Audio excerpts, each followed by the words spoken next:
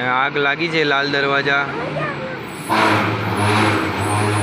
Manek Chowk ice cream ખાવા આવ્યા હતા તો અહીંયા આગ લાગી છે, બધું બંધ કરાવી દીધું છે.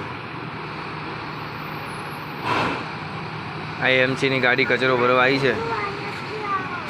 45 જેટલા એમ્બ્યુલન્સના બંબા આવી ગયા છે, લાઈ બંબા 50 જેટલા લાઈ બંબા આવી ગયા છે અહીંયા.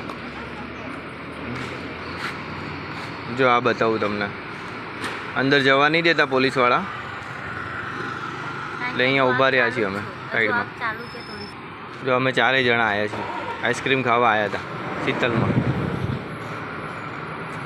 હાય જીશાનભાઈ.